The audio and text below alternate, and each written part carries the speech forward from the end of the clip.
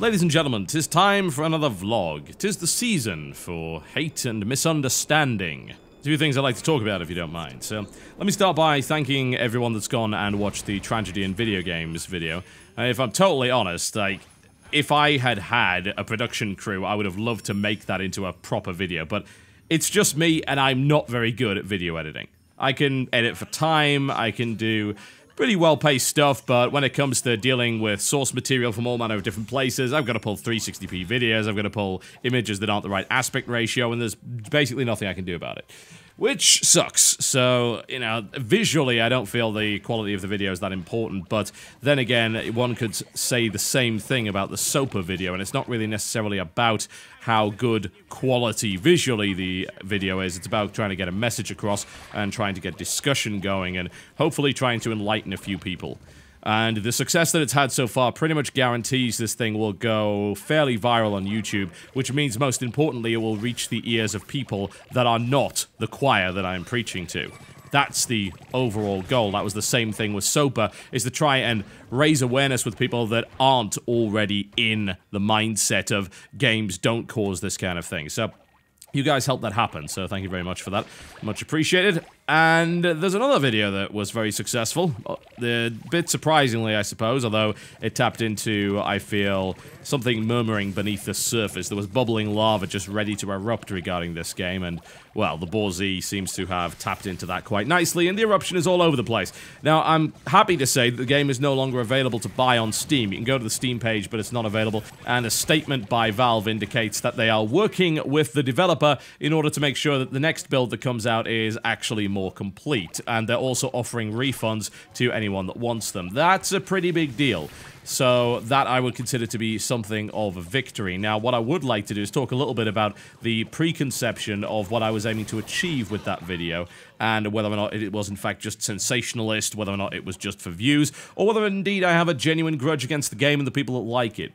So the first thing to say is that I don't care what video games you like. And that sounds very harsh, but at the end of the day, I'm known for my honesty, and I'm going to stick to that, because otherwise I wouldn't have any subscribers left. So, here's the thing. I have no reason, and no one else has any reason, to care about what video games you enjoy. That's a very personal thing. If you want to enjoy the War Z, if you want to enjoy any number of other games that I personally don't like, maybe almost nobody likes them. It doesn't really matter, because it's your leisure time. You can spend it however you damn well please. So, it's not a case, really, of condemning people that like the War Z. Far from it, the video isn't actually aimed at you. It's not relevant to your interests. You already play the game, you've already figured out whether or not you actually enjoy the game, and that should be that. My opinion is irrelevant to you. If you like it, then me saying that I don't like it should have no effect on you, one would think, unless you are weak-minded or otherwise easily influenced. No, the priority is to protect people that are curious, because curious people are the most easily exploited, and we have an awful lot of curious people when it comes to gaming, and rightfully so. We're always looking for new experiences, we're looking for advancements in our favorite hobby, and as a result, we will be interested in something like the War Z, which supposedly offers an MMO form of what we've seen a very nascent genre appear from, in the form of DayZ. I mean, that's really the only other game that's in that specific genre, that being open-world zombie survival.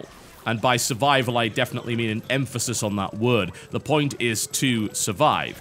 There are elements of roguelikes in it, there are elements of previous zombie games, and even milsims involved in this, but this to me is a new genre, in the same way that something like Minecraft created a new genre. However, the problem is that this genre doesn't actually have a good game in it yet, and I mentioned that I'm not really a big fan of DayZ either, and yes, it is an alpha, it's a free mod, so I can give it a little bit more leeway, but that doesn't mean that I actually like the game. I don't like DayZ. I feel there's an awful lot of downtime. I feel that there's not enough emphasis yet on the survival elements. I feel that it is a very buggy game, and it's not necessarily well produced, and there's an awful lot more stuff that has to be done with it. I feel there are features lacking across the board. Of course there are. It's an alpha. You're not paying for it. And it's clearly labeled as an alpha, it's clearly a work in progress, but even when that game's finished, the chances are I probably won't want to play it all that much, because honestly, I don't have the time for that crap. It's hours upon hours of potentially nothing happening. I'm sorry, but while I could see that other people would really enjoy that, that is not for me. That is not my thing. Does that mean that DayZ is a horrible video game? No, it doesn't. It just means that I don't like it. So why do I get to say that Warzy is a horrible video game, and who exactly am I condemning? Well, the first and most important thing that I'm doing is condemning the developers for shoddy business practices. My biggest beef with any game company is when it flat out lies to the people it's trying to sell its product to. This is what happened during the initial sale period of the Warzy on Steam. You were lied to if you went to that page and then you bought the game based on what was said there, because it was clearly not as advertised. A bunch of features that I mentioned in my video are not present in the game. The game is also not very clearly labeled as an alpha, a beta, or a work in progress. It is sold as a complete package. Now, this was changed later on after the huge uproar to include some statements that indicated that the game is in development and some of this stuff is coming later, blah, blah, blah, although there were still some rather inaccurate things said. Now, bear in mind that the follow-up from this, an interview with the developers in question, indicated that they didn't really seem to care all that much. In an interview with GameSpy last night, one of the developers claimed that the whole up to 100 players issue, he says, "I'm not even sure why this is even an issue. The text clearly stated up to 100 players. Yeah, but there were no servers that allowed for that. The game did not support it. That's absolutely ridiculous." The claim that it was anywhere between 100 to 400 square kilometers of terrain. He goes on to claim, oh, well, why is that an issue? Because over 100 square kilometers falls in that, right? No, because your game doesn't have that size of map. And that has been proven today, with some sites claiming it's as small as 10 square kilometers. He goes on to claim, he has the audacity to say, this is not a boxed product. Online games are a living, breathing game service. It's an evolving product that will have more and more features and content coming. That is what the Warzy is. The fact of the matter is that the developers misrepresented their product. You cannot argue with that. You could be the most die-hard fan of the game ever, but you cannot deny that the features on that Steam page were not in the game. And this is a practice that we should be absolutely coming down on like a hammer blow. We need to, because we cannot allow a space where people flat out lie about their products to mislead people. You want to know why? Because it's illegal! You're not allowed to do that! And I've got to say this, what the hell happened to gamers looking out for each other? When did that suddenly fall by the wayside in favor of being an unemployed PR representative for a company that has been milking you for money? When did this happen? Was this with the advent of the internet? Is this a recent thing? I can't pinpoint exactly when it happened, but fanboy culture has gotten to the point of being actively detrimental to video games. It benefits nobody whatsoever other than the companies in question. It's wonderful that they've got a small little army of people that are willing to actively suppress dissent, actively lie about the game, actively try to character assassinate people, engage in ad hominem, slam them over social networks, downvote videos, lie in the comments section. It's wonderful that they're willing to do that. If you happen to be Hammerpoint Interactive or any other company that has people like that, it's terrible for the rest of us. It's really, really bad. When I started this channel, I did so on the basis that I wanted to provide content which would inform people, would give people an honest, unbiased, hopefully. We all, unfortunately, fall to bias every now and again. That's the human condition. And a just blunt appreciation and assessment of video game titles. It started with just doing that with World of Warcraft, and then it branched out into doing other games. And the reason I wanted to do that is because, quite frankly, it seems like gamers don't look out for each other anymore. And that's really depressing. The last thing that should be happening is gamers actively trying to mislead other gamers because they want to feel better about their purchase, or because they want more players in their game, even though the game is clearly not up to spec. Where do you get off doing that? That is morally bankrupt. That is ethically unsound in the worst possible way. It sucks, and you suck for doing it. The game is factually here, this has got nothing to do with my opinion, it is factually unfinished. You cannot dispute that. It is factually buggy. You cannot dispute that. It is factually a game that contains no tutorial and help of any description. That is a fact. You cannot dispute that. It is factually a game that tries to sell you items in-game in order to make money. This is a fact that you cannot dispute. It is factually a game that in a patch yesterday introduced a quadrupling. Yeah, I kid you not. 4 times the time for respawns. It used to be 1 hour. It's now 4 hours. But don't worry, because you can respawn if you pay money. No problem at all. That is a fact. You cannot dispute it. And it is factually, you cannot dispute this, a game that has been misrepresented by the developers on Steam. They flat out lied about features that were supposedly in the game but clearly were not. That is a fact. You cannot dispute it. As to what game you like, you can play whatever the hell you want. I'm sure there are people that are having fun in War Z. There are people having fun with pretty much everything. Bear this in mind. You can travel around the world, you'll find someone that enjoys everything ever made ever.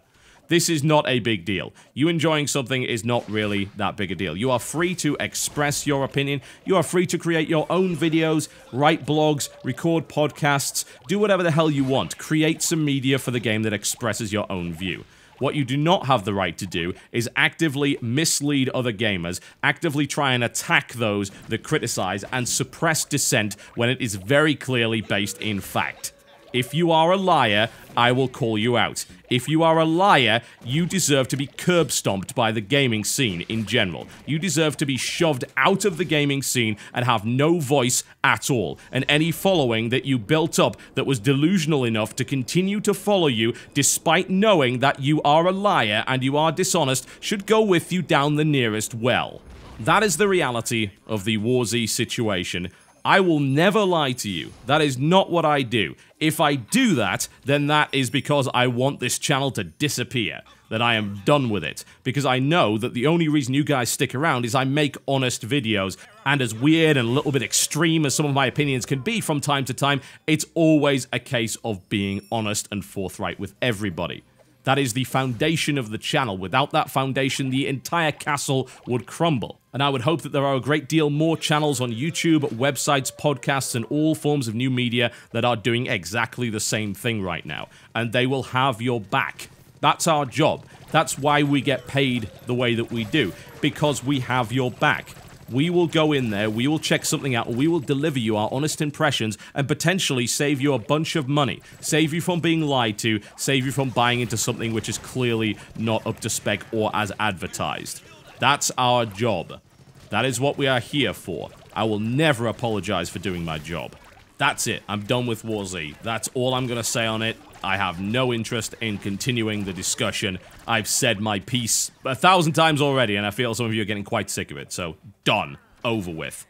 Let's move on to something more positive, shall we? Tomorrow I will be on the Yogscast live stream. That would be the 20th of December. I'm going to be on from 1 PM Eastern Standard. That would be 6 PM GMT, 7 PM Central European Summertime. That would be 10 o'clock in the morning on the Pacific West Coast. And if you're in any other time zone, I'm sure you can figure it out. That's going to be on twitch.tv/Yogscast. I'm going to be streaming, hopefully for about 6 hours. It's going to be quite the endurance run, and I will be joined by some of the Yogscast team because we're going to be doing some interesting things. I am going to play XCOM. I'm going to do a bit of endurance on that, and I'll probably try and play it on Impossible because I know you guys like to watch me suffer. So I'll be doing some XCOM. We're most likely going to be doing a TGS versus Yogscast, even though Yogscast are part of TGS, you know how it is, in Awesome Noughts, using our characters. As you're probably well aware, Simon has a character, I have a character. If you don't realize that, I'm announcing that I have a character, by the way. I voiced a character called Vinny and Spike. That is currently available for you in the game right now. It's free. You can play it as long as you are level 22. You don't have to buy the character. So that's an option for you. And we're going to be doing a little bit of versus 3-on-3, so that should be a little bit of fun, I hope. We might do some other things. It really depends what the Yog boys are up to. I mean, I would actually love to maybe tackle the Magicka expansions that we haven't looked at. That would be kind of neat, but once again, it very much depends on exactly what the guys want to do. Currently, they've raised almost £150,000 for Oxfam, which is an unbelievable feat. If you wish to contribute to that, their page is justgiving.com/Yogscast. That is justgiving.com/Yogscast. And we'll, of course, be doing the charity drive. Their aim is £150,000, that being over $200,000. That's a huge deal. So I would suggest that you go and check it out. It's pretty cool. Yogscast are doing great work when it comes to making money for charity, and that's exactly what we'll be trying to do on the live stream tomorrow. Also, quick thanks to those of you who let me know that there's currently a problem with YouTube. Essentially, when you search for one of my WTF videos, if you end up clicking on the image rather than the text link, it will take you to the show page, which is a little bit derp. I believe that may have been fixed right now. far as I'm aware, because I'm trying them out right now and it does seem to be working pretty well. So thanks to those of you who let me know that. I basically escalated it through TGS directly up to YouTube immediately, and it looks like that issue has now been fixed. So we shouldn't have a problem with that going forward. But if you do notice anything else dodgy about YouTube, then do by all means let me know over Twitter. That's twitter.com/TotalBiscuit. And if it's anything that I can get resolved, then I will take it to TGS, who will take it to YouTube, and we'll see what we can do. As regards to the YouTube design, I think you all know my feelings on it. It's gash right now. It's something that certainly needs to be improved. There's a ton of wasted space. Finding your subscriptions is a pain in the ass. The fact that they dump a bunch of recommended videos in there that you didn't ask for is absolutely nonsensical. The fact that they dump recommended videos that you've already watched that belong to you. Half of the videos in the recommended feed are mine. You recommend that I watch my own content? My god, that is dumb. But yeah, I'm hoping that will all get resolved. So, you know my opinions on it. It's terrible. It's absolutely awful. Aside from that, regular content should be going out. I have been missing some content patches lately. That's mostly been down to the fact that we really actually haven't had that much content to work with. A lot of the stories have been really dull or have just not been worthwhile in terms of discussion. And I think that's going to happen every now and again. So as a result, you will see days where content patch doesn't come out. I will try my best to make it 5 days a week. But if there is no interesting news that I feel is worth discussing, then obviously I can't make a news show. But you should be seeing one tomorrow, and hopefully on the regular days going forward. I would like to remind people, of course, that Christmas is coming, so there will be a couple of days where you probably won't see any content, although we are aiming to do a TGS podcast live on the 26th, that being Boxing Day for those in the UK, that being highly confusing for those in any other country, so you should expect to see that at the appropriate time, and things are running pretty much on schedule for the rest of that. Aside from that, I won't be doing any big events, at least until the end of January. Most of you probably know about the PlanetSide 2 Ultimate Showdown. If you don't, then go and watch my video on the subject. It is on the channel right now. And I will be traveling out to that, so that will be at the end of that month. But aside from that, January should be fairly normal when it comes to content. Also, sale box. I've heard rumors that the Steam sale will be beginning on the 20th of December. This may very well be the case, and if it is, then you can expect me to provide you with the usual coverage for that particular sale with the normal recommendations and a rundown of the discounts. I think that probably covers everything, to be honest, and we are reaching the end of what I would consider a very successful year for the channel indeed.